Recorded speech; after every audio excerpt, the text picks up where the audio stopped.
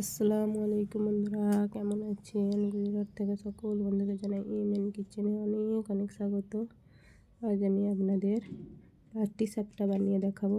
তার জন্য এখানে দেখুন, আমি চালের আটা, সুজি, ময়দা ও চিনি একটা খালি পাত্র নিয়ে নিয়েছি। এবং এখানে দেখুন, আমি ওভেনে একটা কড়া চাপিয়ে দিয়েছি এবং তাতে ছোটো বাটির হাফ বাটি সুজি দিয়ে দিয়েছি এবং ভেজে নিয়েছি। এবং তাতে এক বাটি চালের আটা দিয়ে সেটাকেও ভালো করে ভেজে নেব। এই দেখুন, লাল লাল করে ভাজা হয়ে গেছে। এরপর আমি পানি দিয়ে দেব এবং পানি দিয়ে অনবরত নাড়তে থাকবো যাতে দলা না পাকিয়ে যায়। এরপর হাফ বাটি চিনি দিয়ে ওইটাকে আবারও নেড়ে নেব। নিয়ে দেখুন কত মোটা করা হয়ে গেছে এবং আমার এই খিরসাটা তৈরি হয়ে যাচ্ছে। এই দেখুন, খিরসাটা তৈরি হয়ে গেছে। এবার নামিয়ে নিচ্ছি। নামানো হয়ে গেছে। এদিকে একটা খালি পাত্র নিয়েছি, তাতে আমি এক বাটি চালের আটা ও হাফ বাটি ময়দা নিয়েছি এবং সেটাকে ভালো করে চেলে নেব। এই দেখুন, চেলে নিচ্ছি এবং দুটোকে একসাথে ভালো করে মিক্সড করে নিচ্ছি এবং পরিমাণ মতো লবণ দিয়ে সেটাকে আবারও মিশিয়ে নেব এবং অল্প অল্প পানি দিয়ে আমি একটা ব্যাটার তৈরি করে নেব।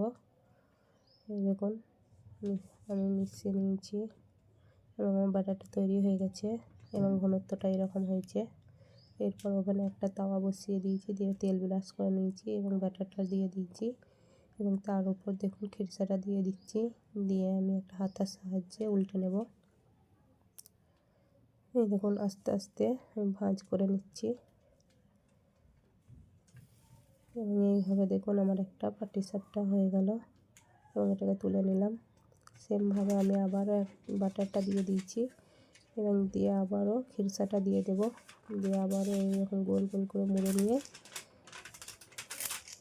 দেখুন এইভাবে আমার একটা পাটিসাপটা হয়ে গেছে এবং এটাকে আমি তুলে নিয়েছি। এই একইভাবে আমি সব কটা পাটিসাপটাকে তৈরি করে নেব। দেখুন, তৈরি করে নিচ্ছি।